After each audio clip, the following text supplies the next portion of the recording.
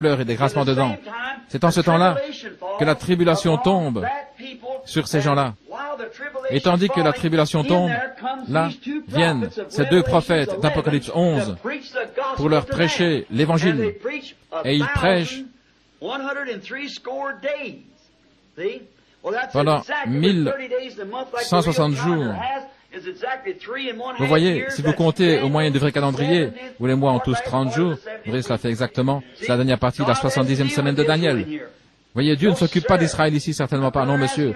Un frère m'a demandé il y a pas longtemps, un frère de l'Église, un précieux, cher frère, j'aimerais aller en Israël, je crois qu'il y a un réveil là-bas. Quelqu'un m'a dit, frère Branham, vous devriez aller en Israël maintenant même. Vous voyez, vous ne pouvez pas le faire.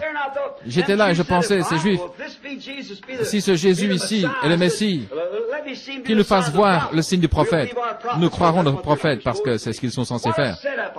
Eh bien, je pensais, mais voici, j'étais là, tout proche. J'étais au Caire et j'avais déjà mon billet en main pour Israël. Et j'ai dit, je vais aller, s'ils le demandent, s'ils peuvent voir le signe d'un prophète. Nous verrons s'ils acceptent Christ. Louis Petrus de l'église de Stockholm leur a envoyé 1 million de Bibles. Et ces Juifs rentrant au pays, vous avez vu les images, je les ai sur le film qui s'intitule Minuit moins 3. Et ces Juifs viennent de partout dans le monde et commencent à se rassembler là-bas. Après que l'Angleterre est allée là au temps du général Allenby en Israël vers la fin de la Première Guerre mondiale, je crois que ça se trouve là dans le 2e volume, les Turcs se sont rendus, ils restituèrent son pays à Israël qui s'est développé et est devenu une nation. Et maintenant, c'est une nation parfaite, ayant sa propre monnaie, son drapeau, son armée et tout le reste. Et ces Juifs rentrèrent dans leur pays, dans leur patrie. La première chose, quand ils allèrent en Iran, et pour les chercher, ils dirent qu'ils désiraient les ramener en Israël, dans leur pays, la Palestine, où ils étaient censés être.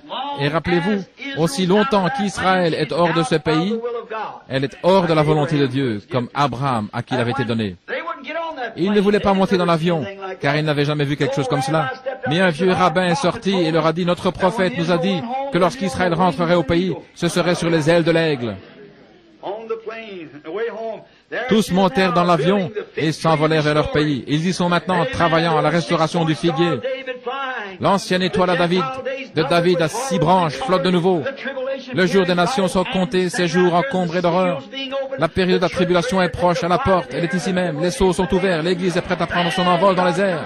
Alors Dieu descend et retire les 144 000 $. Amen. Oh, c'est parfait. Vous voyez comment les sceaux font ressortir ces choses? Comment c'est ouvert? Maintenant, cette dernière période de 3 ans et demi pour le peuple, vous remarquez que c'est pendant ce temps-là que Dieu appellera ces 144 000 Juifs pendant ces derniers 3 ans et demi. Voyez, il ne s'est pas encore occupé d'eux, pas du tout. Ils n'ont pas encore eu de prophète. Ils ne croiront rien d'autre qu'un prophète. Vous ne pouvez pas les tromper. Ainsi, ils n'écouteront qu'un prophète. Et c'est tout. Dieu leur avait dit au commencement, et ils s'y sont tenus. Il a dit, le Seigneur votre Dieu suscitera parmi vous un prophète comme moi. Moïse a dit cela. Il a dit, vous l'écouterez, et celui qui n'écoutera pas ce prophète sera retranché du peuple. C'est vrai. Et vous voyez, leurs yeux devaient être aveuglés, autrement ils l'auraient reconnu. Mais ayant été aveuglés, Satan a pu les atteindre, et ils dirent, c'est un diseur de bonne aventure, Belzébul. Que son sang soit sur nous, nous savons qu'il n'y a rien en lui. Vous voyez, et le pauvre peuple fut aveuglé. C'est la raison pour laquelle il y a eu tous ces massacres faits par Eichmann et son groupe. Ils avaient le droit d'entrer, mais leur propre père dut aveugler leurs yeux afin de pouvoir nous prendre, nous. C'est une des choses les plus pathétiques dans les Écritures. Pensez simplement à cela. Les Juifs réclamant le sang de leur propre père, leur propre Dieu suspendu là, ensanglanté. Là, ils le crucifièrent. Ce que dit la Bible. Ces 4 mots sont parmi les plus glorieux. Là, Jérusalem, là, la ville la plus sainte. Il, le peuple le plus saint du monde.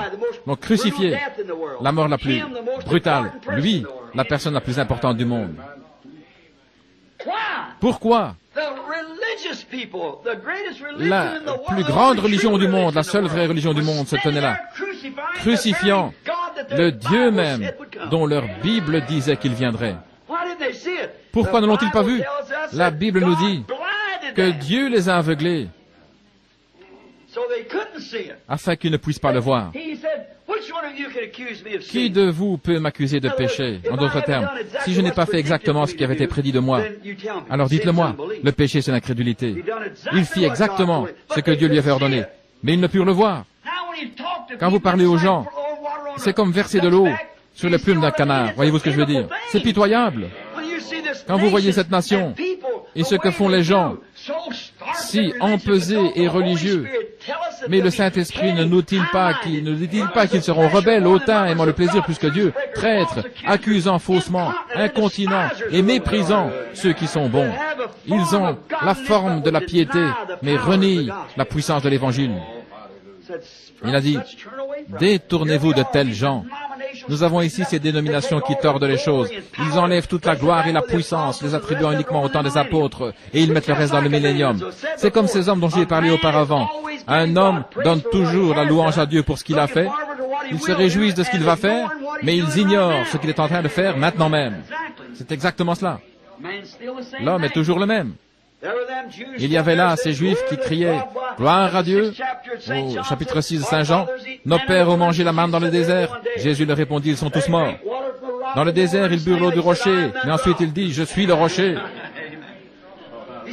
Il dit encore « Je suis le pain de vie qui vient de Dieu, descendu du ciel, l'arbre de vie dont on n'avait pas mangé là-bas. Si un homme mange de ce pain, il ne mourra pas. Je le ressusciterai au dernier jour. » C'est vrai, ils ne pouvaient pas le voir. C'était le Messie même qui se tenait là, exprimant les paroles mêmes de leur cœur et toutes sortes de choses, montrant qu'il était le Messie et que le Messie devait accomplir. Mais eux restaient là, les mains derrière le dos, disant « Non, c'est pas possible. Oh non, il n'est pas venu selon les idées reçues, voyez. Il est venu de Bethléem. Ce n'est rien qu'un enfant illégitime. C'est le diable qui agit en lui. Nous savons qu'il est fou. Il a un démon. » Leurs yeux étaient aveuglés. Pourtant, ils attendent le prophète. Et ils vont le recevoir. Et ils en recevront 2. Remarquez à nouveau. Lorsque ces Juifs, je vais vous donner un autre petit symbole afin que vous réalisiez bien qu'il s'agit des Juifs maintenant, que nous sommes de l'autre côté de l'enlèvement. Regardez ce qui se passe. C'est aussi symbolisé, ne nous étendrons pas là-dessus parce que ça nous ferait sortir du sujet, c'est symbolisé par ce qui fait appeler la tribulation, les troubles de Jacob. Ces Juifs ici, remarquez, je vais quand même passer un peu de temps là-dessus. Ça me rend nerveux quand je vois que ça commence à faire tous ces détours. Remarquez, je voudrais que vous voyiez ceci. Dieu vous le montrera certainement, j'en suis sûr. Regardez, Jacob avait le droit d'aînesse. N'est-ce pas juste? Mais c'est certain qu'avec cela, c'était un petit escroc. Vous voyez, il trompa son père, il trompa son frère, il fit tout ça, mais légalement, il l'avait, parce qu'Ésaü lui avait vendu. Ensuite, il est allé travailler chez son beau-père, il mit de l'eau, des branches de peuplier afin que les bêtes donnent des petits achetés, il fit toutes sortes de choses semblables afin de gagner de l'argent. Vous savez tout ce qu'il a fait pour gagner de l'argent. Maintenant, regardez, il fut rejeté par les siens. C'est un type du juif actuel. C'est un faiseur d'argent. Peu importe comment il y arrive, il va y arriver. Il va vous écorcher vif pour en obtenir. Vous savez cela. Ce n'est rien d'autre qu'un petit escroc. Voilà tout. N'essayez pas de faire affaire avec lui. Il va vous avoir. C'est juste. Pourquoi? Il doit être ainsi. C'est cette sorte d'esprit qui domine. C'est exactement pareil avec les réformateurs qui ne pouvaient pas comprendre cette parole. Parce que c'est l'esprit de l'homme qui leur avait été envoyé. C'est l'âge de l'aigle qui reçoit la parole de la révélation. Oh, tous ceux qui comprennent, levez la main. C'est bien, c'est bien. Maintenant, si vous pouvez revenir ici sous ces sceaux lorsqu'ils sont ouverts, vous pouvez voir exactement ce que Dieu est en train de faire, ce qu'il a fait, et ce qu'il va faire. C'est ici exactement, et c'est la raison pour laquelle l'homme agit de cette manière. C'est à cause de l'esprit dont il a été prédit qu'il serait sur eux dans cet âge. Il ne pouvait rien faire d'autre. Bien, Jean, Paul et les autres étaient dans l'âge du lion. L-I-O-N. La parole elle-même. Paul s'en tenait exactement avec cette parole disant, « Je sais ceci, c'est qu'il s'élèvera de faux prophètes parmi vous. Ils rôderont et fabriqueront des dénominations et tout le reste parmi vous. Et ils continueront à faire cela jusqu'au dernier jour et dans ces temps horribles. Pourquoi? Il était un prophète. Cette parole tenait fermement en lui et lui montrait comment les choses arriveraient à leur achèvement bien plus tard. C'est comme ces hommes faux qui s'élèveront parmi vous éloignant des frères qui étaient des disciples. C'est exactement cela, l'Antichrist. C'est exactement ce qu'il fit. Remarquez, qu'arrive-t-il après l'entrée des âges sombres et des tribulations? Il ne pouvait rien faire. Rome possédait le pouvoir religieux et le pouvoir politique. Il ne pouvait donc rien faire d'autre que de peiner, travailler pour subsister, de se livrer pour être sacrifié. C'était le bœuf. C'est tout ce qu'ils pouvaient faire. C'est le genre d'esprit qu'ils avaient. L'esprit de Dieu, le bœuf. Ensuite, voici les réformateurs, la tête d'un homme, la perspicacité, la sagesse, l'habileté, Martin, Luther, John Wesley, Calvin, Finney, Knox et les autres. Ils vinrent accomplir leur œuvre de réformateurs. Ils vinrent faire sortir le peuple. Mais ils firent demi-tour exactement comme les autres autrefois et retournèrent tout droit dans le système dénominationnel en s'y mariant. C'est exactement, c'est la Bible qui le dit.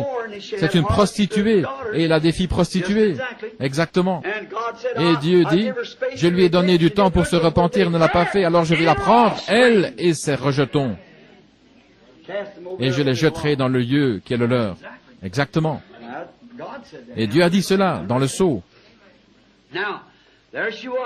Et voilà où elle se trouve. Nous découvrons qu'il fait cela. Et il le fera. Et chacun d'eux est conduit dans cette direction. Mais tous ceux qui ont leur nom dans le livre de vie, Dieu les appellera et ils l'entendront. Mes brebis entendent ma voix, dit Jésus. La seule chose que nous avons à faire est de lancer un appel aux brebis. Les boucs ne l'entendront pas. Mais vous voyez, c'est l'appel des brebis. Mes brebis entendent ma voix. Pourquoi? Qu'est-ce qu'une voix? Je vais vous dire ce qu'est une voix. Une voix est un signe spirituel. Il dit à Moïse, s'ils ne veulent pas écouter la voix du premier signe, ils écouteront la voix du second signe. Mes brebis écoutent ma voix. Quand ces choses qui sont censées arriver dans les derniers jours arriveront, les brebis de Dieu le reconnaîtront.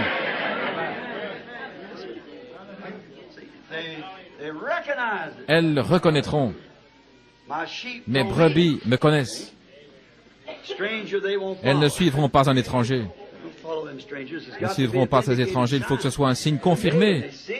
Elles le verront. Maintenant, remarquez. Jacob, où aspirait-il à retourner? Où? Dans sa patrie. Oh, c'est exactement ce qu'a fait Israël. C'est Israël. Jacob est Israël. Seul son nom a été changé. Vous savez?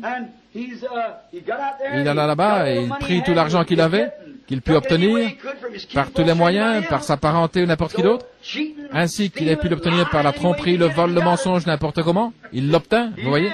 C'est ce qu'il a fait. Et lorsqu'il se mit en route pour rentrer chez lui, il avait le mal du pays dans son cœur. Mais sur le chemin du retour, sur son chemin du retour, il rencontra Dieu. Alors son nom fut changé. Mais en ce temps-là, il était tellement abattu parce qu'il avait peur d'Ésaü, qui était à sa poursuite. Observez l'argent. Cette affaire d'argent qu'il avait fait pour de l'argent. C'est comme les Juifs qui essaient de faire cette alliance avec Rome, comme une affaire d'argent, une proposition. Remarquez, Ésaü n'avait pas besoin de son argent, ni Rome non plus. Elle a toute la richesse du monde. Voyez. Ça n'a pas marché.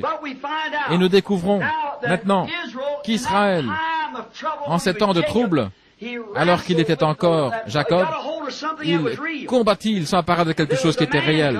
Un homme était descendu. Jacob le retint dans ses bras. Et il resta là.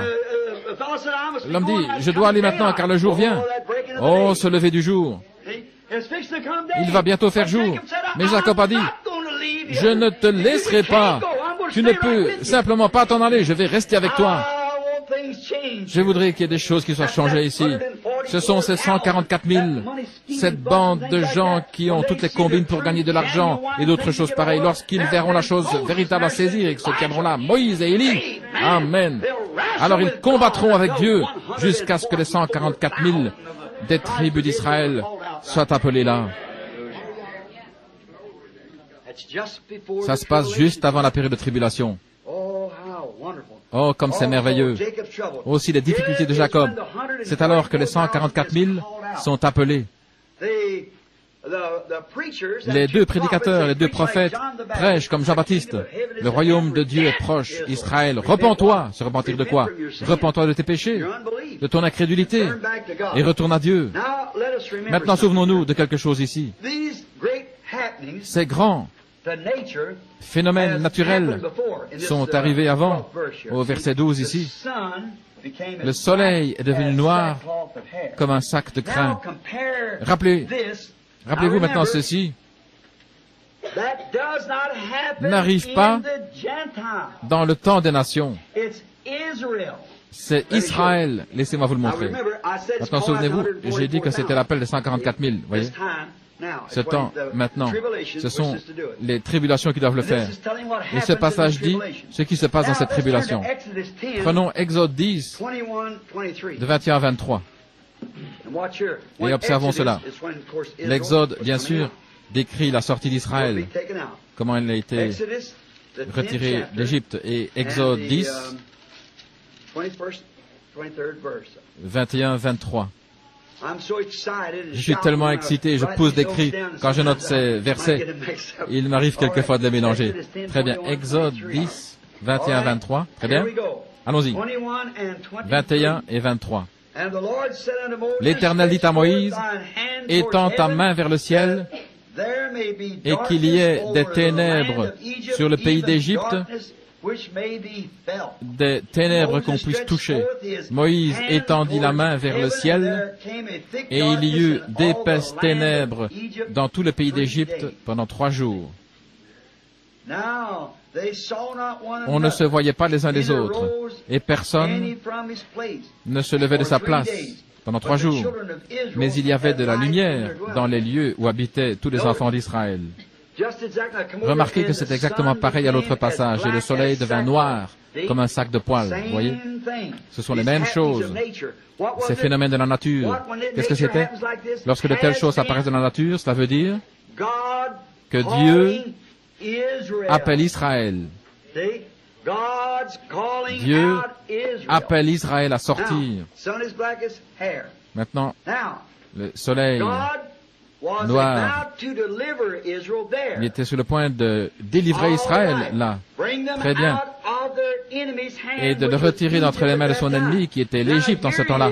Maintenant, le voici, qui les retire de la main de Rome, avec qui ils avaient fait leur alliance. C'est la même chose qui arrive. Ce sont les plaies. Le temps vient où ces plaies tomberont et tourmenteront ce groupe des nations. Si nous avions le temps, je pourrais vous montrer ce qui va arriver à l'Église des nations. La Bible dit que le dragon, Satan, était en colère contre la femme, les Juifs, Israël, et qu'il lança de l'eau de sa bouche des multitudes de peuples qui s'en allèrent faire la guerre au reste de la semence de la femme. Apocalypse 13. Vous voyez cela? Nous l'avons. Et c'est quand Rome envoie son armée après le reste de la semence de la femme. Maintenant, regardez. La première fois qu'ils sont entre ses mains, quand il les a délivrés, le soleil est devenu noir comme un sac de crin. Maintenant, c'est la seconde fois, à la fin de la période de la tribulation. Si nous avions le temps, nous pourrions lire dans Daniel 12, dans Daniel, au 12e verset, 12e chapitre plutôt, Daniel a dit, « Quiconque sera trouvé inscrit dans le livre sera délivré. » Rappelez-vous maintenant que Daniel parle de cette période où cette chose doit arriver, où Israël doit être délivré à la fin de la 70e semaine. C'est alors qu'ils sont censés être délivrés. Lisons dans Daniel 12, juste une minute. En ce temps-là, se lèvera Michaël, le grand prince, le défenseur des enfants de ton peuple. Vous voyez, ce sont les Juifs. Et ce sera une époque de détresse telle qu'il n'y en a point eu depuis que les nations existent jusqu'à cette époque comparé exactement à ce que Jésus a dit dans Matthieu 24. Il y aura un temps de détresse tel qu'il n'y en a jamais eu depuis qu'il y a des nations. Regardez le 6e sceau, vous voyez? C'est la même chose, un temps de détresse. Remarquez. En ce temps-là, ton peuple maintenant, dans la dernière partie de la 70e semaine, ils seront délivrés tous ceux qui seront trouvés écrits dans le livre. Les prédestinés, voyez, qui sont inscrits dans le livre de vie de l'agneau, seront délivrés en ce temps-là. Et plusieurs de ceux qui dorment dans la poussière de la terre se réveilleront, les uns pour la vie éternelle, les autres pour la honte éternelle. Alors, les sages brilleront comme la splendeur du ciel, et ceux qui auront enseigné la justice à la multitude brilleront comme des étoiles à perpétuité. Ensuite, il dit à Daniel de fermer le livre, car il resterait en repos dans son héritage jusqu'à ce temps-là. Mais si vous voyez, ça ne fait aucune différence que vous soyez vivant ou mort, vous ressusciterez de toute manière. Voyez, mourir, ce n'est rien pour un chrétien. D'ailleurs, il ne meurt pas de toute façon. Daniel 12 dit que tous ceux qui seraient trouvés inscrits dans le livre seraient délivrés. Ici, Dieu est sur le point de délivrer son second fils, Israël, après les tribulations. Vous voyez? Israël est son fils, vous savez cela. Israël est le fils de Dieu. C'est pourquoi il va le délivrer ici, dans la période de tribulation, exactement comme il l'a fait là-bas en Égypte. Maintenant, arrêtons-nous de nouveau ici pour recevoir quelque chose montrant qu'il est conduit à la maison. Observons ici ces deux prophètes. Voyez ce qu'ils vont faire maintenant, comme Moïse et les autres. Lisons le 3e verset du chapitre 11 de l'Apocalypse. Et je donnerai puissance à mes 2 témoins, et ils prophétiseront 1260 jours vêtus de sacs. Ceux-ci sont les 2 oliviers. Souvenez-vous, Zorobabel et ceux qui voulaient reconstruire le temple. Et les 2 lampes qui se tiennent, les 2 chandeliers devant le Seigneur de la terre. Et si quelqu'un veut leur nuire, le feu sort de leur bouche. Vous vous souvenez qu'une épée sort de la bouche de Christ, c'est la parole, et dévore leurs ennemis. Et si quelqu'un veut leur nuire, il faut qu'il soit ainsi mis à mort. Nous connaissons au chapitre 19 le feu de la venue de Christ, où une épée, qui est la parole, sort de sa bouche. Est-ce juste? C'est la parole. Oh, si vous pouviez recevoir maintenant ce matériel pour ce saut de demain soir. C'est avec la parole que Dieu détruit son ennemi. Regardez ici. Quand ces prophètes prophétisent, si quelqu'un les maltraite ou leur fait du mal, du feu sort de leur bouche. Le feu du Saint-Esprit, la parole. La parole est Dieu. La parole est du feu. La parole est l'Esprit. Elle sort de leur bouche. Regardez Moïse. Voyons ce qui sort de sa bouche. Voyez comment est l'état dans lequel se trouvait Israël en Égypte.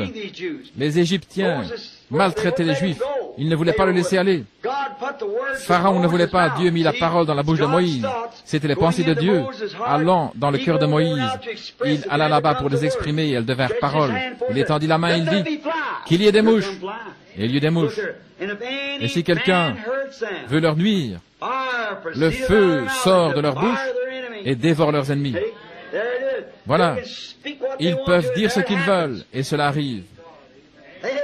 Amen. Et si quelqu'un leur fait du mal, il faut qu'il soit tué de cette manière. Oh frère, Dieu entre en scène ici. Ils ont le pouvoir de fermer le ciel afin qu'il ne tombe point de pluie durant les jours de leur prophétie. Élie savait faire cela puisqu'il avait fait auparavant. Amen. Moïse savait faire cela puisqu'il avait fait auparavant. C'est pour cette raison qu'il fut regardé. Amen. Je pourrais dire quelque chose de terriblement bon ici, mais je pense qu'il serait préférable que je le garde jusqu'à demain soir. Et ils ont le pouvoir sur les eaux pour les changer en sang, et celui de frapper la terre de plaies aussi souvent qu'ils le veulent. Qu'est-ce que c'est? Ce n'est que la parole qui peut amener ces choses. Ils peuvent faire tout ce qu'ils veulent à la nature. Mais voici, ce sont eux qui apportent ce 6e sceau. Ils le découvrent et l'ouvrent. C'est la puissance de Dieu qui interrompt le cours de la nature. Vous voyez, le 6e sceau, dans son ensemble, est une interruption de la nature. Saisissez-vous maintenant? Voilà notre sceau. Qui fait cela? Ce sont les prophètes. qui sont de l'autre côté de l'enlèvement. Avec la puissance de Dieu, la parole de Dieu, ils condamnent simplement la nature. Ils peuvent envoyer des tremblements de terre, changer la lune en sang, faire descendre le soleil ou n'importe quoi d'autre à leur ordre. Amen. Nous y voilà. Nous y voilà. Voyez? Vous voyez comment les sceaux ont été ouverts là-bas dans le message de l'Église, comment ils ont montré les martyrs. Et maintenant, voici ces deux prophètes qui se tiennent là avec la parole de Dieu pour faire à la nature tout ce qu'ils veulent. Ils ébranlent la terre. Ça nous montre exactement qui le fait. C'est Moïse et Élie. Parce que le ministère est de nouveau réalisé dans la personne de ces deux-là, de ces deux hommes. Oh là là, le voyez-vous maintenant? Voyez-vous ce qu'est le sixième sceau? Ce sont ces prophètes.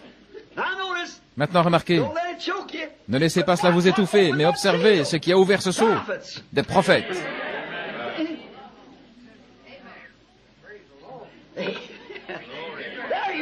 Vous y voilà.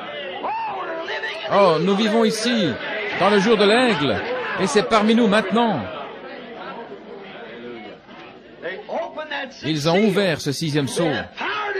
Ils avaient le pouvoir de le faire. Amen.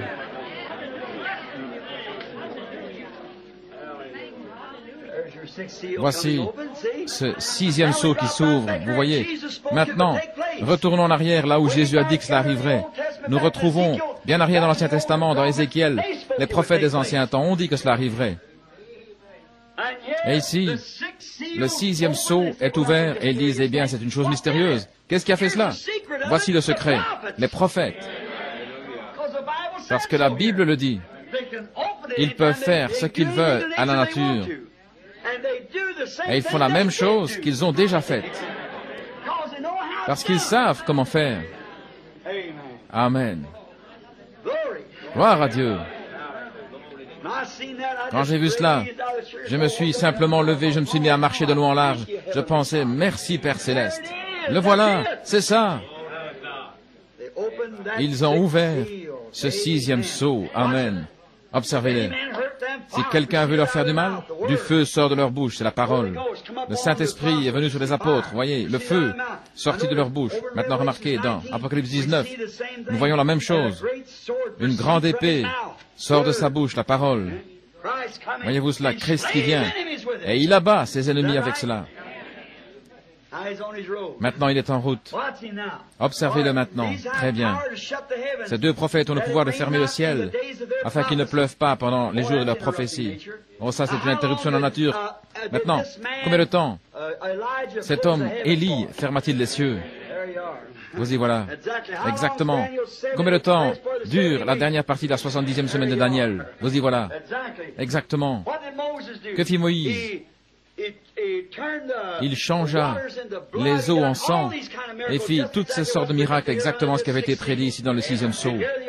Et les voici maintenant dans Apocalypse 11, faisant exactement la même chose. Amen. Il y a 3 endroits différents dans les Écritures qui relient tout cela ensemble. C'est l'ouverture du sixième sceau. Gloire. Maintenant, remarquez, ceux-ci ont le pouvoir de fermer les cieux pendant la durée de leur prophétie, afin qu'ils ne pleuvent point. Ils ont le pouvoir sur les eaux pour les changer en sang et de frapper la terre de plaies aussi souvent qu'ils le veulent. Oh, mes frères, vous y voilà. Maintenant, étudions ces plaies. La nature tout entière est interrompue dans ce sixième sceau quand il est ouvert. C'est exactement ce qui est arrivé. Maintenant, regardez. Voyez ici, Dieu est sur le point de délivrer son fils Israël de la même manière, par la même sorte de tribulation qu'il employait autrefois. Il fit descendre la Moïse et délivra Israël. N'est-ce pas vrai? Et maintenant, il fait exactement la même chose. Il envoya Élie à Akab, et 7000 sont sortis. Il les envoie de nouveau maintenant, dans le temps de la tribulation, et il appelle les 144 000. Ainsi, vous remarquez qu'entre le sixième fléau, le sixième sceau, pardonnez-moi, le sixième et le septième sceau, chapitre 7 de l'Apocalypse, mathématiquement met les choses en place. Tout comme l'Amérique c'est le nombre 13, 13 États, 13 étoiles, 13 colonies, 13 bandes, tout est fait par 13, 13, elle apparaît là, dans le 13e chapitre de l'Apocalypse. C'est vrai, voyez-vous, son nombre est 13. C'est une femme. Et voyons, quand il fut sur le point de délivrer son fils unique, celui qu'il avait engendré, c'était son fils unique. Matthieu 27, voyons ce qu'il a dit là. Matthieu chapitre 27.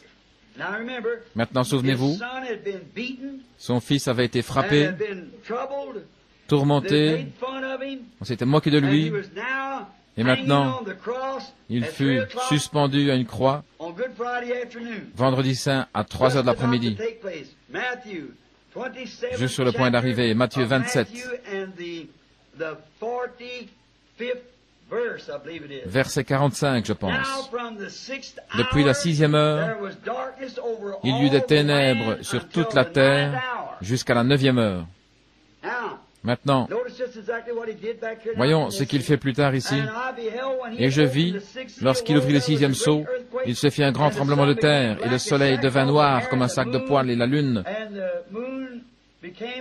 devint comme du sang. Noirceur, ténèbres, en Égypte, de la noirceur et ténèbres. Dieu livra Jésus à la croix, juste avant de l'élever par la résurrection. Premièrement, il y eut l'obscurité. Le soleil descendit au milieu du jour, et les étoiles ne donnèrent point leur lumière. 2 jours plus tard, il le ressuscita en grand triomphe. Après que le soleil, la lune et les étoiles se furent cachés, et que toutes ces choses se furent produites, en Égypte, il délivra Israël et le conduisit au pays promis. Ici, nous sommes dans la période de tribulation, et c'est là que se tiennent les 2 prophètes qui ont le contrôle de la parole que Dieu leur donne. Ils ne peuvent parler que lorsque Dieu leur donne la parole. Maintenant, ce ne sont pas des dieux. Temporairement, ce sont des dieux amateurs, parce que Jésus a dit qu'il l'était. Vous appelez Dieu à qui vient la parole de Dieu, mais regardez, ce sont ceux à qui Dieu apporte la parole, et quand ils parlent, cela arrive. C'est tout. Et les voici, ayant reçu la commission de Dieu, de frapper la terre quand ils le veulent. Oh là là. Ils peuvent fermer le ciel. Et il le fait. Qu'est-ce qui se passe? Il est sur le point d'ôter les 144 000 en vue de la rédemption, des appelés par le livre de la rédemption. Et tout cela se passe sous le sceau de la rédemption, dans le 6e sceau. C'est cela, mes chers amis. C'est ce 6e sceau qui était si mystérieux. Il nous reste encore 10 minutes. Voyons encore une petite chose. J'ai encore 2 ou 3 pages. Je pense que sur ce seul sujet, il me reste encore 15 pages que je pourrais étudier. Oh, il y a tant sur ce sujet. Je pourrais continuer à aller d'un passage à l'autre, mais j'ai peur de vous embrouiller en me dispersant trop. Je ne pourrais pas faire tenir tout cela ensemble comme je le devrais. Prenons Ésaïe. Ésaïe le prophète a vu ce 6e sceau ouvert et en a parlé. Et il s'agit de savoir si c'est important ou non. Oui. Eh bien, le plan de la rédemption tout entier se trouve dans ces sceaux, le livre tout entier. Maintenant, vous vous rappelez, nous avons vu que Jésus a vu cela. Jésus l'a vu. Et nous découvrons, maintenant que d'autres l'ont vu aussi, nous avons découvert cela, présenté en type dans Jacob. Nous l'avons découvert en type dans l'Égypte. Nous le voyons en type à la croix. Revenons à Ésaïe. J'ai encore noté le nom d'une quantité d'autres prophètes, mais j'aime bien ce livre d'Ésaïe. Revenons à Ésaïe, chapitre 13. D'Ésaïe. Ésaïe, c'est une Bible complète en soi, le saviez-vous? Ésaïe commence avec la création, ensuite vers le milieu, il introduit Jean-Baptiste, et à la fin, il décrit le millénium. Et il y a 66 livres dans la Bible, 66 chapitres dans le livre d'Ésaïe. C'est une encyclopédie complète en elle-même. 13e chapitre maintenant d'Ésaïe. Commençons ici au verset 6. Hurlez, car le jour de l'Éternel est proche. Il viendra comme une destruction du Tout-Puissant. Observez ce 6e sceau qui s'ouvre ici. 713 ans avant la venue de Christ. Il est venu il y a bientôt 2000 ans. Il y a donc environ 2700 ans qu'Ésaïe a vu ce sceau. Très bien. C'est pourquoi toutes les mains deviendront lâches et tout cœur d'homme se fondra. Que dit Jésus? Parce que l'iniquité accroîtra, la charité du plus grand nombre se refroidira, et les hommes rendront l'âme de terreur. Ce sera comme le mugissement de la mer, voyez-vous, les hommes rendront l'âme. Et ils seront terrifiés, les détresses et les douleurs s'empareront d'eux. Ils seront dans les douleurs, comme une femme qui est en travail. Ils seront stupéfaits les uns les autres, leurs visages seront de flammes. Remarquez ici, leurs visages remplis de honte. Nous y reviendrons dans une minute. Voici le jour de l'Éternel vient, cruel, avec fureur et ardeur de colère, pour réduire la terre en désolation, et il en exterminera les pécheurs. L'agneau. C'est tout cela, voyez-vous, car les étoiles des cieux et leurs constellations ne feront pas briller leur lumière, le soleil sera obscur à son lever, et la lune ne fera pas luire sa clarté. Et je punirai le monde pour sa malice et les méchants pour leur iniquité.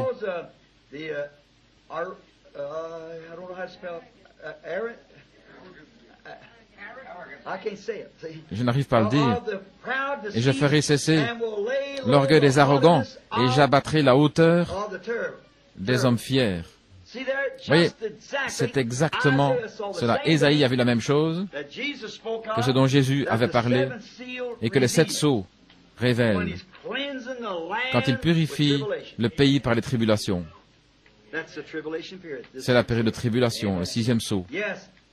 Oui, il était un prophète et la parole de Dieu lui fut révélée. C'était il y a 2700 ans. Véritablement, je voudrais dire ceci, le monde entier, comme Ésaïe a dit, c'est une femme en travail. Toute la création est en travail. Pourquoi y a-t-il tous ces gémissements et ce travail sur la terre? Comme une femme qui est sur le point d'être mère, la terre et même la nature. Cette cité ici, prenons notre propre cité, des bistrots, la prostitution, la souillure, l'écume, comme n'importe quelle autre cité. Eh bien, je pense que Dieu préférait la voir comme elle était il y a 1000 ans. Quand l'Ohio coulait dans cette vallée, il n'y avait pas d'inondation ni d'eau stagnante. Il n'y avait pas de péché dans la vallée. Les bisons parcouraient ces régions, et les chasseurs Cherokee les chassaient et vivaient à leur aise. Il n'y avait pas de problème, mais l'homme est arrivé. Et voilà où le péché entre. Quand l'homme commença à se multiplier sur la face de la terre, le péché et la violence s'installèrent. C'est vrai. C'est toujours l'homme. Eh bien, je pense que c'est une disgrâce. Je me tenais l'autre jour, dans l'État où je demeure actuellement, à l'Arizona.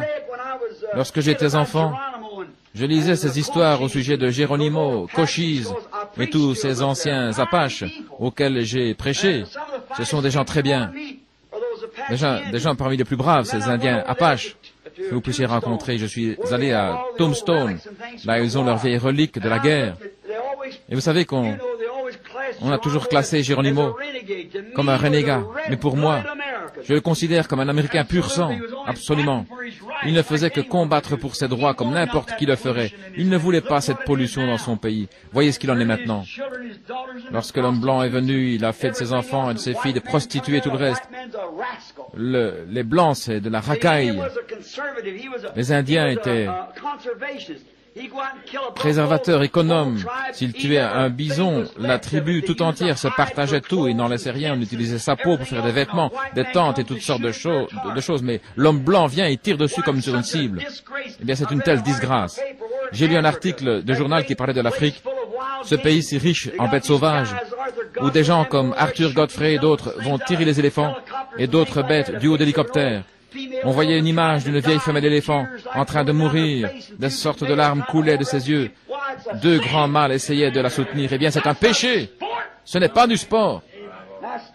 En allant chasser dans les bois où je vais d'habitude, j'ai vu des chasseurs blancs tuer un daim et enlever juste un jeune animal. Et j'ai vu tuer 8 ou 10 biches en les laissant là, alors que leurs fons couraient là autour en cherchant leur maman. Voyez ce que c'est ça? Un esprit sportif? À mon avis, c'est un pur meurtre cruel. J'espère que tant que je vivrai, le Canada n'aura jamais de route afin d'empêcher l'entrée de ces renégats américains. C'est vrai. Ce sont les pires chasseurs que j'ai jamais vus de ma vie. Bien sûr, ils ne sont pas tous comme cela. Il y a quelques vrais hommes, mais vous n'en trouverez pas un sur 1000. Ils tirent sur tout ce qu'ils voient. Ce sont des meurtriers, c'est vrai, sans cœur. Ils tirent hors de saison. J'étais là en Alaska, je partais avec un guide. Je me suis dit, je suis allé là-bas et j'ai vu des troupeaux entiers d'élands massacrés à la mitrailleuse avec des balles de calibre 50.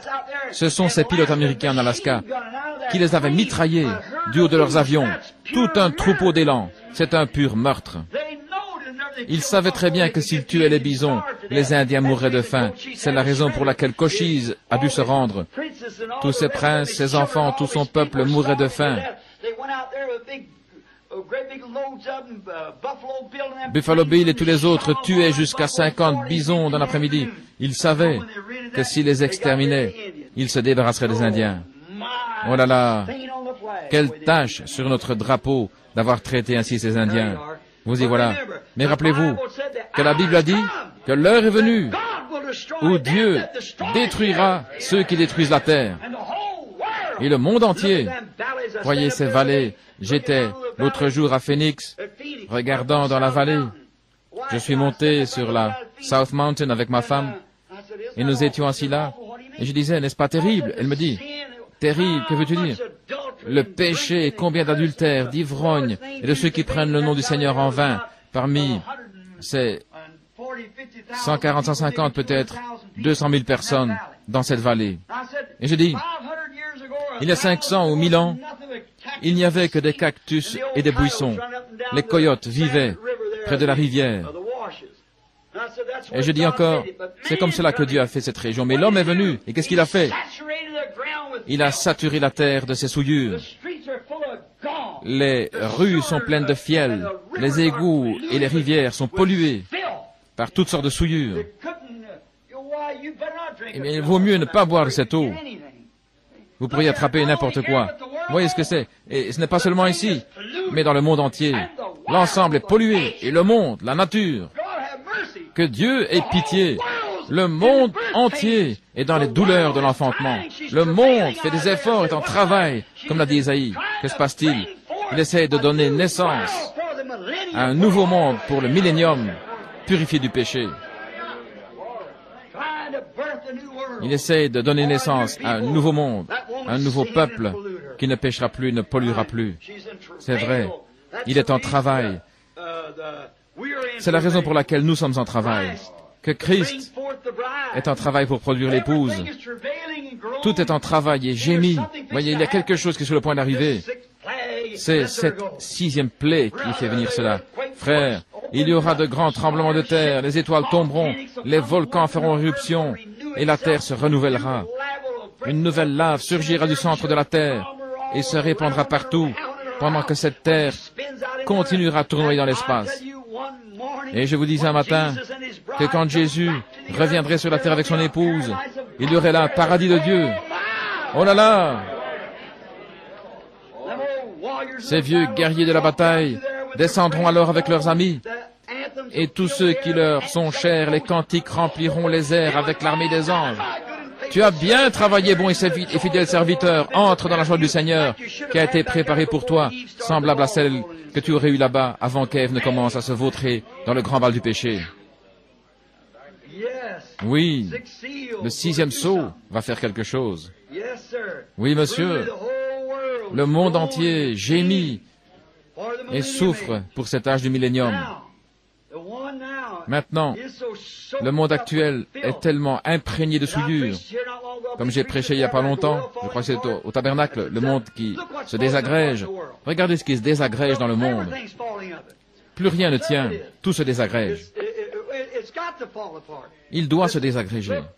Regardez, sa charpente elle-même. Laissez-moi vous montrer la raison pour laquelle la charpente de ce monde, le fer et le cuivre et tous les matériaux de la terre ont été arrachés de sa charpente pour la guerre et l'industrie, au point où il est presque prêt. Avant l'autre jour, nous n'avions jamais eu de tremblement de terre dans cette partie du pays. Il y en a eu l'autre jour, Saint-Louis. Voyez, la terre devient si mince, ils en ont tout extrait. Voyez, sa politique est tellement polluée qu'il n'y a pratiquement aucun système honnête en elle. Son système, sa moralité est si basse qu'elle n'en a plus. C'est tout, voyez-vous, c'est sûr. Sa religion est gangrénée. Oui, monsieur. L'heure est bientôt venue où le 6e sceau doit s'ouvrir.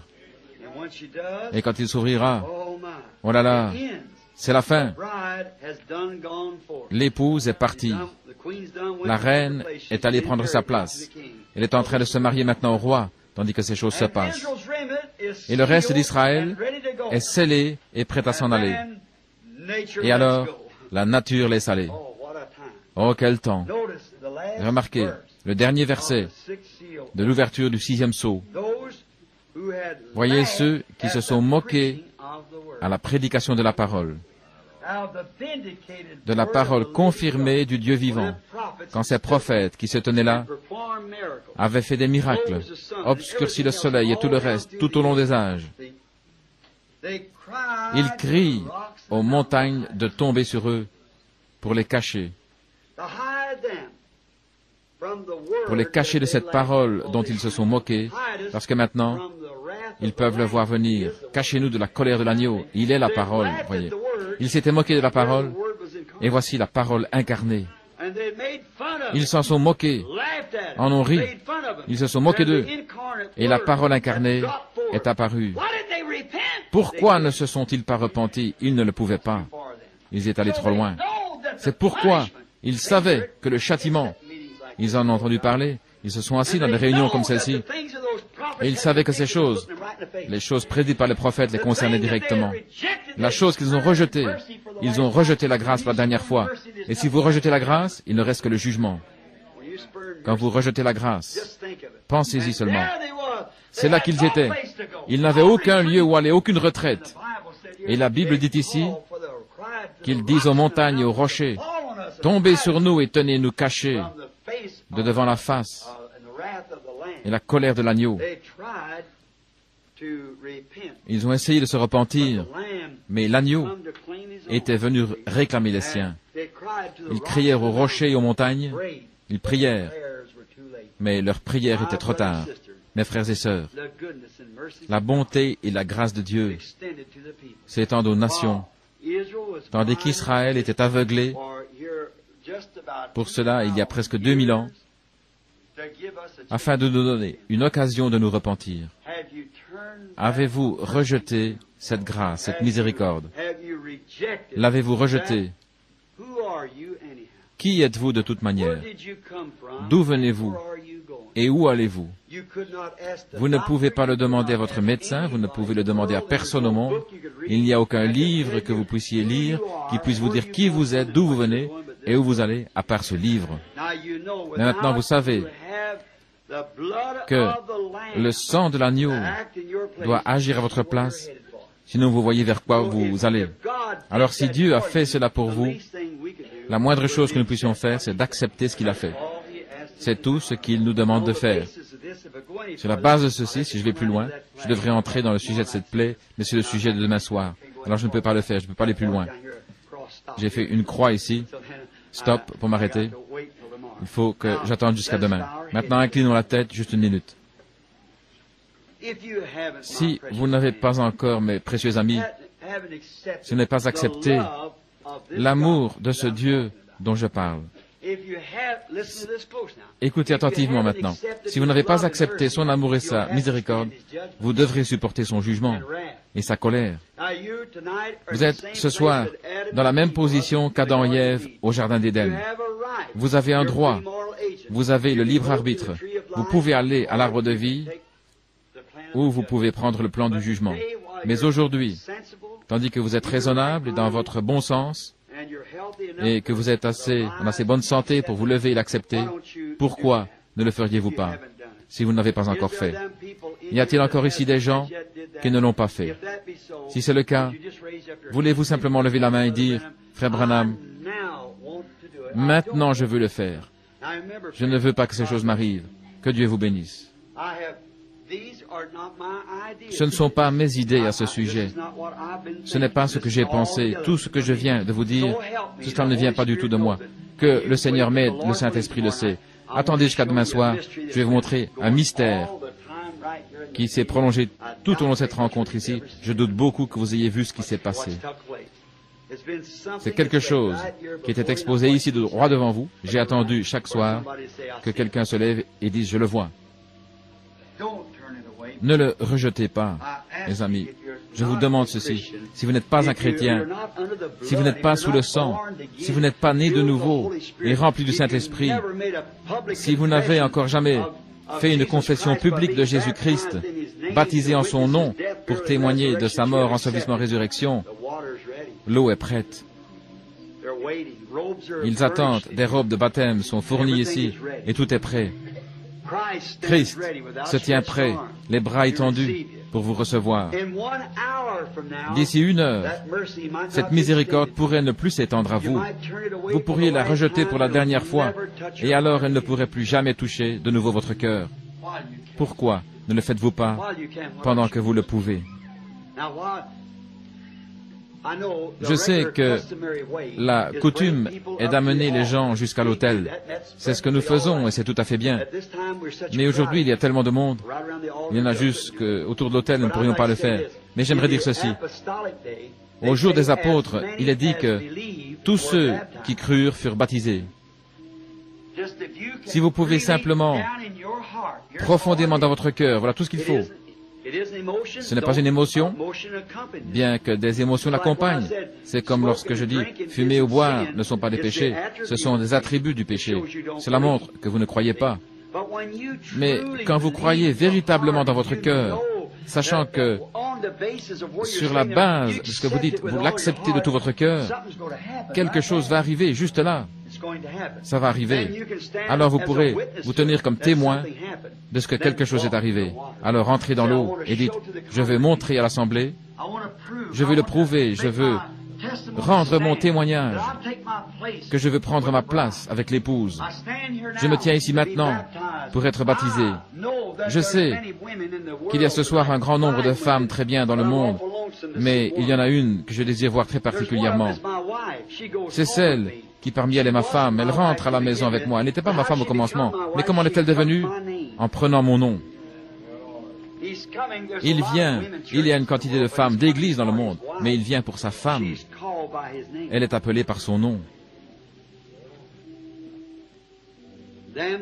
Alors tous ceux qui sont en Christ, Dieu les prendra avec lui.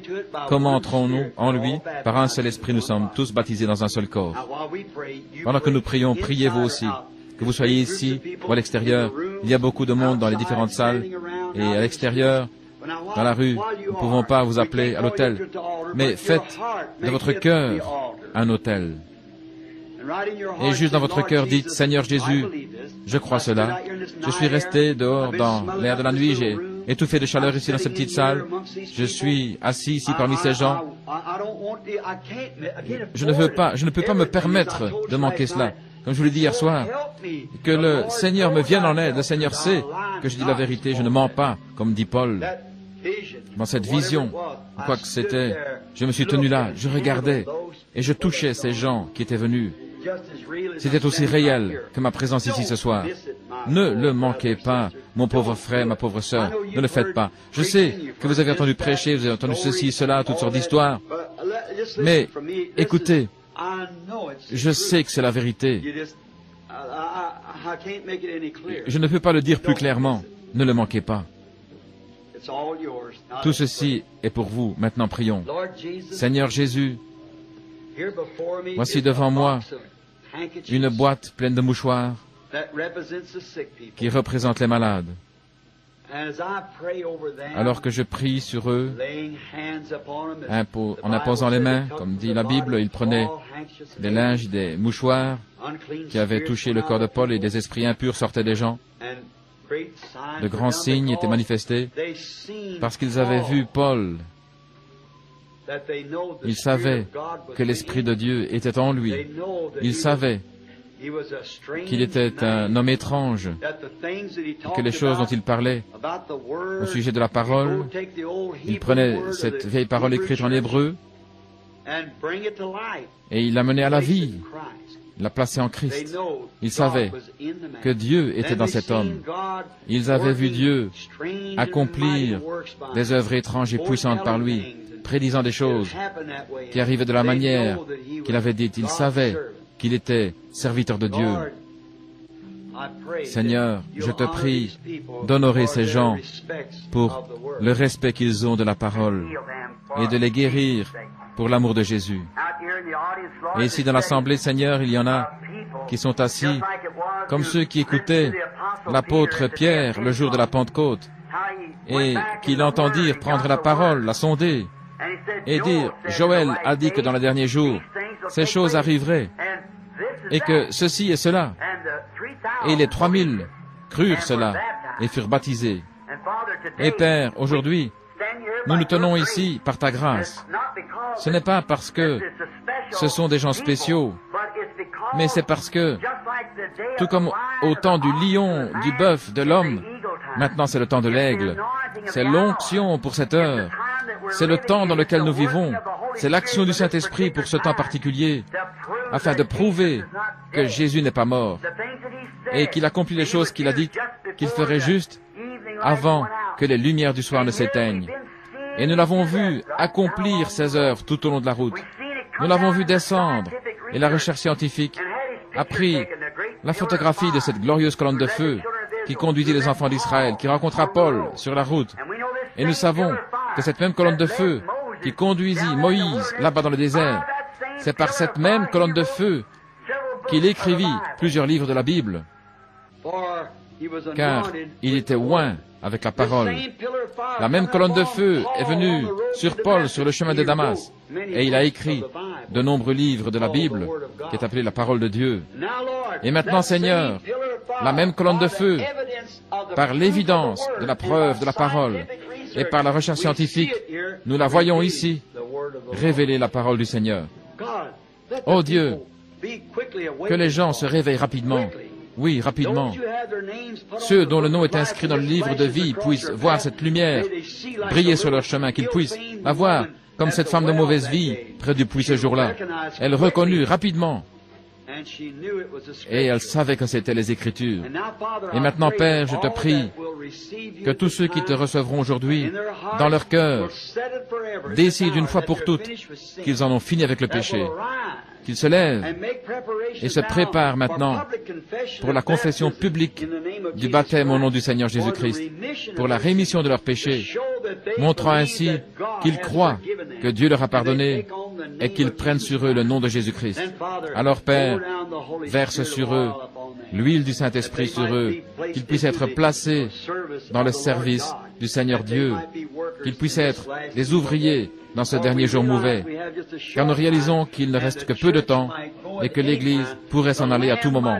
L'agneau peut à tout moment quitter le sanctuaire là-haut, le trône du sacrifice, et descendre du trône de Dieu où se trouve le sacrifice, et alors, c'est terminé. Il n'y a plus d'espoir pour le monde, c'en est fait de lui. Alors il entrera dans les frustrations des grands spasmes, des tremblements de terre, une grande secousse, comme lors de la résurrection, comme Christ est sorti de la tombe, lorsque les saints ressusciteront, la même chose arrivera. Ça pourrait arriver à n'importe quelle minute, Seigneur. Nous sommes attentifs à l'arrivée de ce jour heureux. Prends maintenant tes enfants dans tes bras, Père. Prends tes petits agneaux sur ton sein.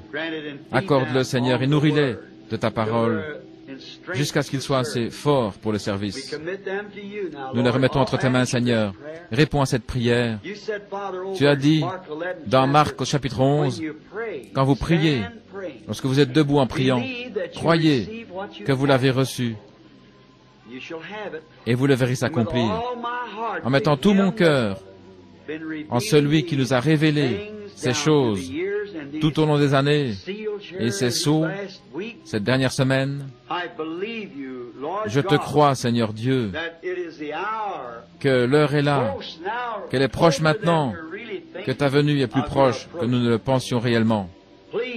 S'il te plaît, veuille répondre à ma prière et que chaque enfant de Dieu appelé, qui se trouve ici à portée de voix, ou qui entendra ces bandes, à ce moment-là, je le réclame pour le royaume de Dieu, sur la base de savoir que ceci est la parole qui est révélée. Que la lumière du soir brille, Père. Je te les confie au nom de Jésus. Amen. Maintenant, à l'intérieur ou à l'extérieur, tous ceux qui ont cru et qui n'ont encore jamais fait la confession publique, qu'ils en ont terminé avec le péché, et si vous désirez la miséricorde de Dieu, que vous avez accepté Jésus-Christ, le bassin est là, ils seront prêts à baptiser quiconque désire être baptisé, aujourd'hui, demain, ou en ce moment même, à n'importe quel moment. Avez-vous apprécié ce 6e sceau? Voyez-vous maintenant où il est ouvert? Avez-vous cru? Il est dit, qui a cru à ce que à notre rapport, et à qui le bras de l'Éternel a-t-il été révélé? Si vous croyez le rapport, alors le bras du Seigneur vous est révélé, le bras, la parole de Dieu est révélée.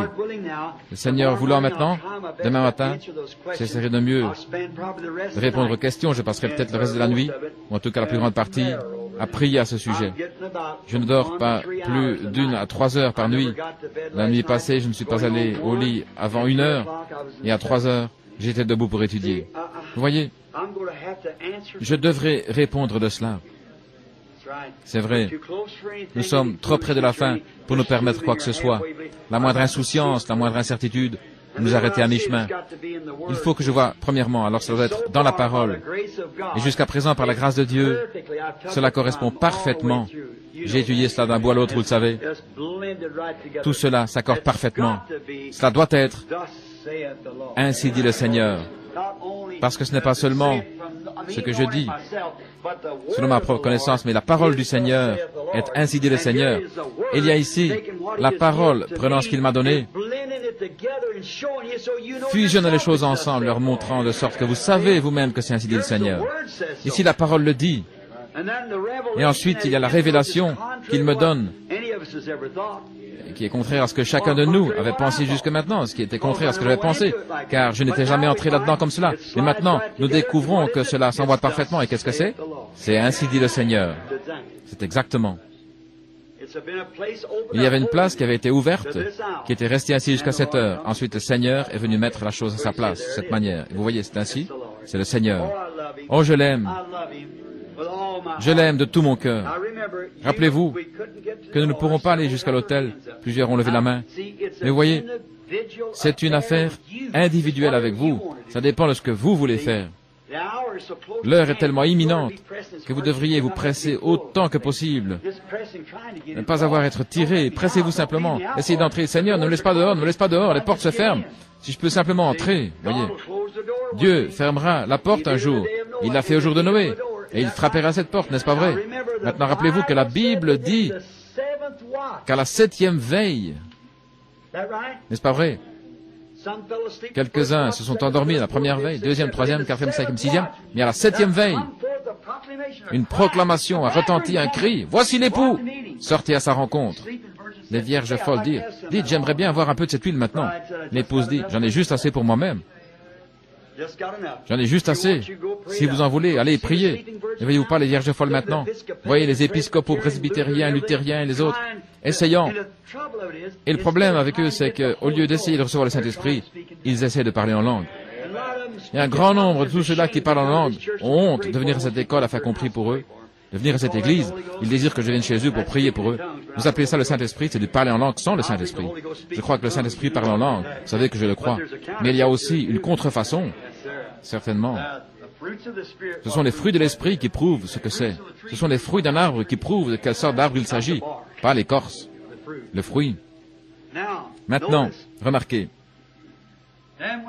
Alors, quand elles viennent, c'est la dernière heure. Et lorsqu'elles entrent, elles disent, « Eh bien, je crois que je l'ai maintenant. Je crois que je l'ai. Oui, nous sommes en train de l'obtenir. » Je ferais mieux de ne pas dire cela, parce que ça pourrait causer de la confusion. Lorsque je disais l'autre jour comment l'enlèvement viendrait, si vous dites que vous voulez l'accepter, c'est très bien. Regardez, ça dépend de vous. Quand les vierges folles, voyez, pensèrent qu'elle pourrait revenir parce qu'on avait prié pour elle, l'épouse était partie. Cela passa, elle ne le savait pas. Elle n'en sut rien. Ce fut comme un voleur dans la nuit. Alors elles se mirent à frapper à la porte. Et qu'arriva-t-il? Que se passa-t-il?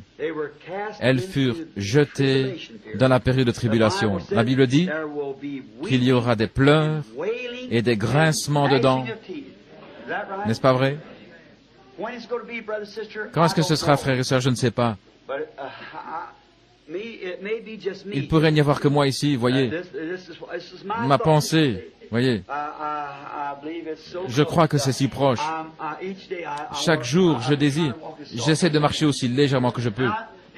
Vous savez, il s'est passé quelque chose aujourd'hui, et j'ai vu apparaître quelque chose. J'en ai eu le souffle coupé. Il était là, se tenant là. Il y avait cette lumière juste à cet endroit. Je sais que c'est la vérité. Je pensais, oh Dieu, je ne pourrai jamais dire cela. Je ne peux pas le dire, je ne peux pas. Je suis sorti de la chambre. J'allais faire quelques pas dehors, je pensais, oh là là, que puis-je faire? Oui. Je dois aller à la pêche ou quelque chose. Seigneur, je n'arrive pas à te le dire. Nous avons passé de bons moments, n'est-ce pas? Loué soit le Seigneur. Nous vivons dans un temps formidable. Voyez, car mon cœur est inondé de bonheur et de joie. Mais quand je pense à ce monde et aux milliers de personnes que je connais qui sont perdues, cela jette une ombre noire. Alors, votre cœur saigne. Que peut-on faire? Que pouvez-vous faire? Vous pouvez simplement sentir le Saint-Esprit crier dans votre cœur. C'est ce qui a dû se passer en notre Seigneur quand il regardait Jérusalem, son propre peuple. Il disait, Jérusalem, Jérusalem, combien de fois ai-je voulu rassembler tes enfants comme une poule rassemble ses poussins, mais vous ne l'avez pas voulu. Vous sentez le Saint-Esprit dire, combien de fois ai-je voulu vous rassembler, mais vous ne le voulez pas. Nous en sommes là, au point où quelque chose va se passer, les amis. Quoi que ce soit, Dieu le sait. Personne ne sait quand cela arrivera. C'est un secret. Personne ne sait quand cela arrivera. Mais Jésus nous a dit, quand vous verrez ces choses, toutes ces choses, nous avons pu voir tout cela en comparant le 6e sceau avec ce que Jésus dit dans Matthieu 24. Rappelez-vous ce qu'il a dit. Quand vous verrez ces choses commencer à arriver, c'est que le temps est proche, à la porte. Voyez le verset suivant, immédiatement, verset 30, 31 et 32, 33. Il dit, « Il enverra ses anges aux quatre coins des cieux, aux quatre vents, pour rassembler ses élus. » N'est-ce pas vrai? Et il dit, maintenant, il s'est arrêté là. Vous vous rappelez qu'il s'est arrêté juste là. Il n'est jamais allé plus loin après le 6e sceau. Il n'a jamais rien dit au sujet du 7e. Il a parlé du 1er, 2e, 3e, 4e, 5e, 6e. Mais il s'est arrêté là. Il n'a jamais rien mentionné. Maintenant, regardez ici, apprenez d'une parabole. Ensuite, il commence des paraboles. Il dit, ces choses arriveront. Il répond à leurs 3 questions. Quels seront ces signes? Quel sera le signe de ta venue? Quel sera le signe de la fin du monde? Et ce 6e sceau était la fin du monde. Et lorsque le 7e ange sonna de la trompette, il leva les mains et jura par celui qui vit au siècle des siècles qu'il n'y aurait plus de temps. La terre donne naissance à une nouvelle terre. Tout est terminé. Et ici nous sommes là, juste ici à la porte. Oh, j'en tremble.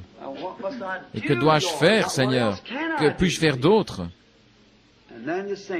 Et alors quand je pense que je verrai cet endroit et toutes ces précieuses personnes, je me regardais moi-même, je pensais, oh Dieu, ils ne peuvent pas manquer cela. Je devrais les pousser, je devrais aller dans l'auditoire pour aller les chercher, les pousser. Mais on ne peut pas faire cela. Aucun homme ne peut venir à moins que mon Père ne l'attire. Mais nous avons une consolation. Tous ceux que le Père m'a donnés viendront. Mais le reste dépend des organisations, vous voyez. La bête séduisit tous ceux, tous les habitants de la terre, dont les noms n'étaient pas inscrits dans le livre de vie de l'agneau immolé dès la fondation du monde. Ainsi, vous voyez, c'est triste. La seule chose que vous puissiez faire, c'est de vous en tenir exactement avec la parole, d'être attentif à ce qu'elle dit. Voyez, et de le faire. Quoi qu'ils disent de faire, il faut le faire. Vous regardez là et dites, eh bien alors ils font ceci, cela. Vous ne réalisez pas la tension que cela donne. Je voudrais encore dire ceci.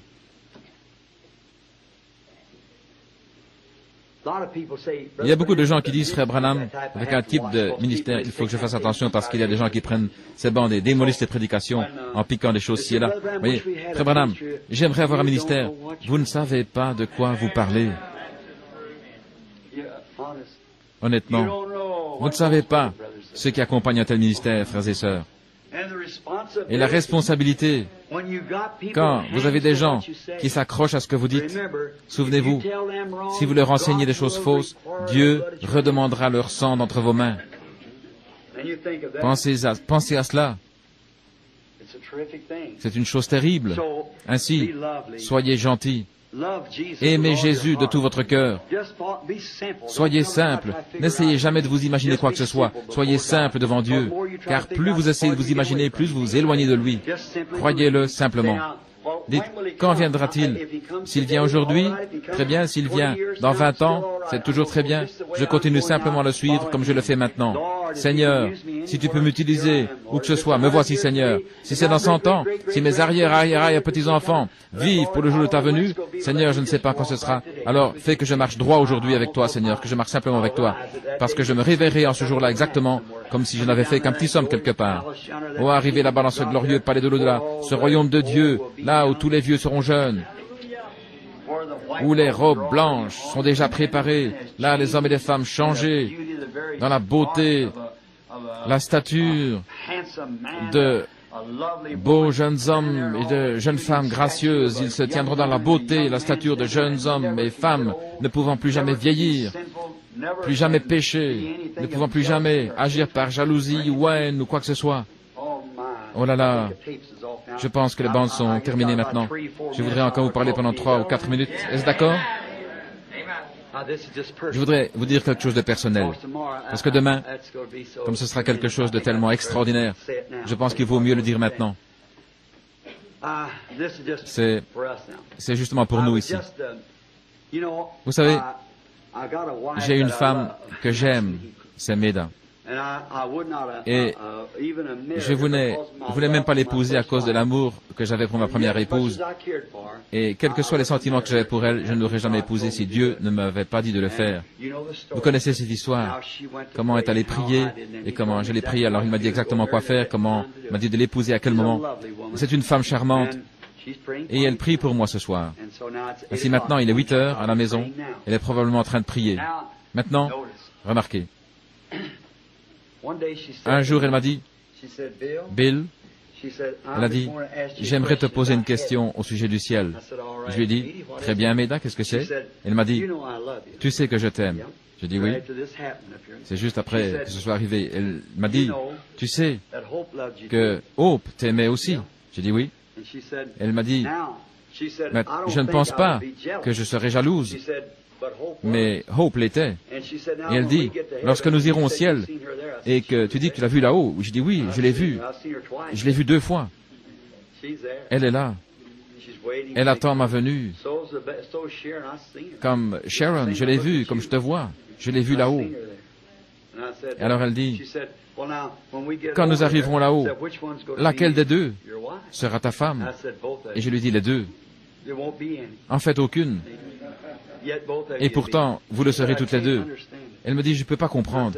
J'ai dit, chérie, assieds-toi et laisse-moi t'expliquer quelque chose. J'ai dit, je sais que tu m'aimes et tu sais combien je t'aime dans le respect et l'honneur. Prenons un exemple. Que penserais-tu si je mettais mon plus beau costume et que je descende en ville et que là, je rencontre une prostituée, une fille vraiment jolie, qui vient se jeter à mon cou en disant, « Oh frère Branham, combien je t'aime !» commençant à me serrer dans ses bras. Qu'en penserais-tu? Elle dit, je ne pense pas que j'aimerais ça. Et j'ai dit, je veux te demander quelque chose. S'il fallait en arriver là, qui aimerais-tu le plus, moi ou le Seigneur Jésus? Nous parlions juste comme ça en famille. Et elle dit, le Seigneur Jésus. Oui, Bill, quel que soit l'amour que j'ai pour toi, je t'abandonnerai toi plutôt que l'abandonner lui. Et j'ai dit, merci chérie, je suis heureux de te l'entendre dire maintenant. Mais qu'en serait-il de cette même femme venant vers Jésus, qui se jetait à son cou disant, Jésus, je t'aime, que penserais-tu? Eh bien, j'apprécierais cela. voyez, il y a un changement de l'amour philéo à l'amour agapao. C'est un amour plus élevé et il n'y a plus de mari et de femme qui élèvent des enfants. Tout cela est parti. Les glandes sexuelles, mâles, femelles, tout cela, il n'y a plus rien de tout cela. Il n'y a plus de glandes sexuelles. Plus du tout, voyez.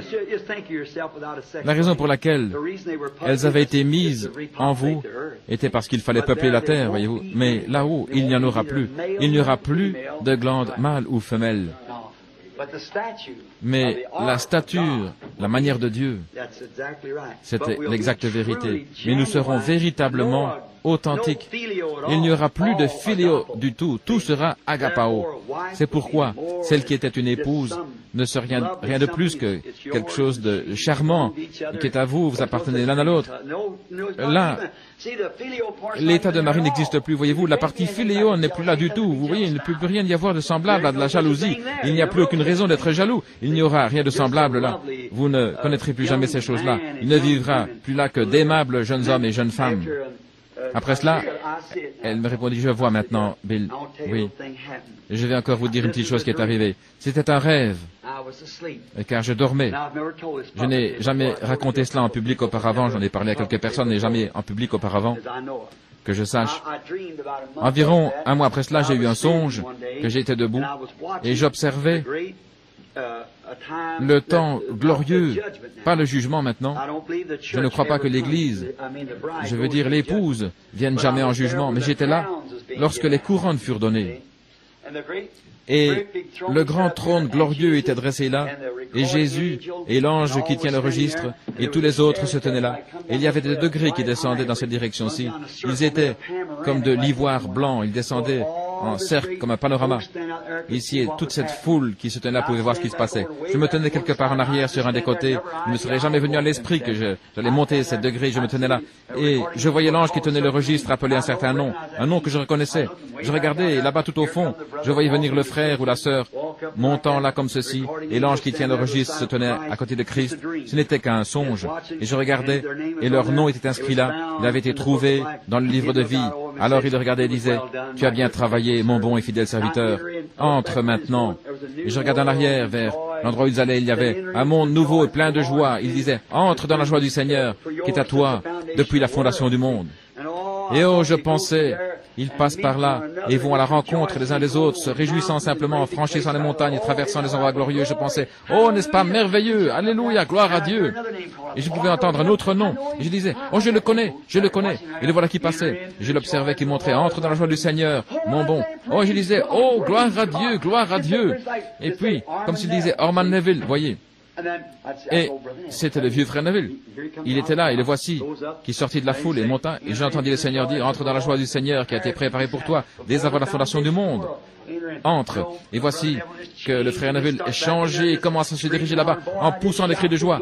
Oh mes frères, je me mis à crier, gloire à Dieu. Je me tenais là tout seul et je passais un moment merveilleux à regarder entre mes frères. Et puis l'ange qui tenait le registre redressa, et il appela William Branham. Je n'aurais jamais pensé qu'il faudrait que j'aille là. Et j'étais effrayé, je pensais, oh là là, faudra-t-il que je fasse cela? Alors je m'avançais, et tout le monde m'encourageait, en disant, bonjour frère Branham, que Dieu te bénisse frère Branham. Il m'encourageait, tandis que je traversais une grande foule de gens. Il me tendait la main en disant, que Dieu vous bénisse, que Dieu te bénisse frère. Je m'avançais en disant, merci, merci, merci. Lorsque je sortais d'une réunion, vous savez, et que j'allais devoir monter ces grands et glorieux degrés d'ivoire, comme je commençais à traverser la foule, je me suis arrêté, je regardais sa face en pensant, je viens de regarder depuis ici, je m'arrêtais, et je me tenais comme ceci, je sentis quelque chose se glisser sous mon bras. C'était le bras de quelqu'un d'autre. Je me tournais, et voilà, c'était Hope. Avec ses grands yeux noirs et ses longs cheveux foncés, lui descendant le long du dos. Il était vêtu d'une robe blanche, longue, il me regardait ainsi. Je dis, Hope, je sentis quelque chose toucher mon autre bras. Et là, c'était Meda. Ses yeux sombres regardaient en haut, ses longs cheveux noirs descendaient sur sa robe blanche. Et je dis, Meda. Elles se regardèrent l'une l'autre, vous savez, comme ceci. Je les ai pris toutes les deux dans mes bras, et nous continuons à m'avancer. Je me suis réveillé. Et j'ai été m'asseoir sur une chaise. J'ai commencé à pleurer, vous savez. Je pensais, oh Dieu, j'espère que ça se passera ainsi. Toutes deux me furent associées dans la vie, élevèrent des enfants et tout le reste. Et nous voici qui entrons dans ce nouveau monde. Oh mes frères, où il y a la perfection et tout le reste. eh bien ce sera quelque chose de merveilleux. Ne le manquez pas, ne le manquez pas. Par la grâce de Dieu, faites tout ce que vous pouvez, et alors ce sera à Dieu de prendre soin du reste. C'est pourquoi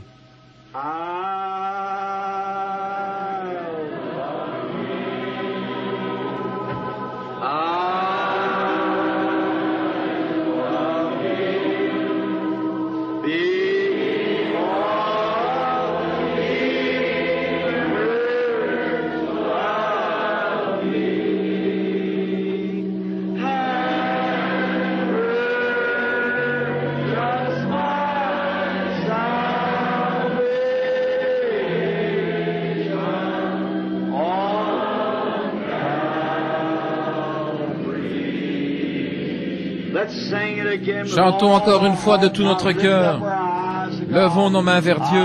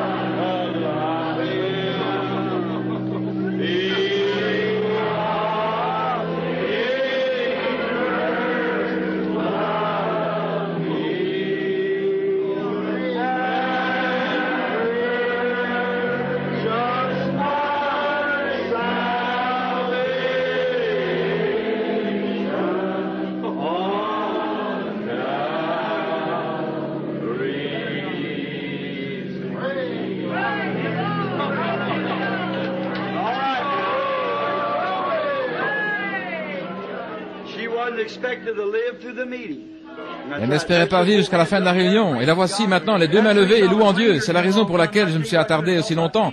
Je vais vous dire ce que j'étais en train de faire. Pendant que je parlais de Méda et des autres, j'observais cette lumière décrivant des cercles en arrière et en avant. Je pensais, ça y est.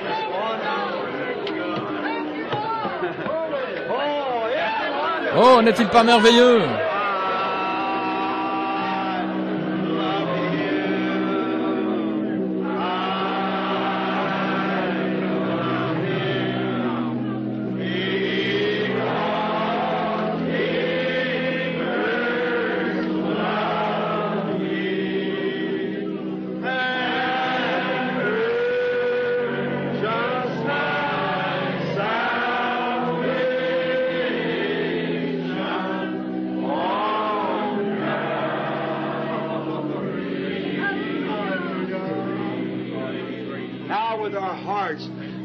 Maintenant de tout notre cœur.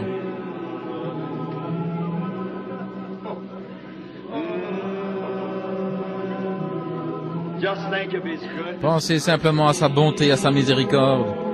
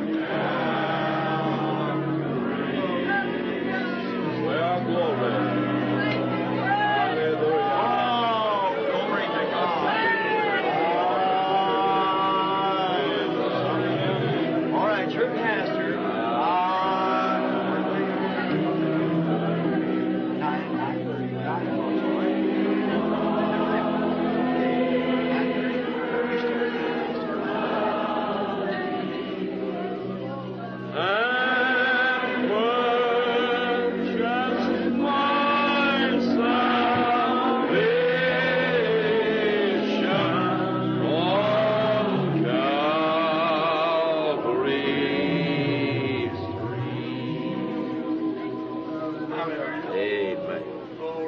I can see the coming of the Lord through that.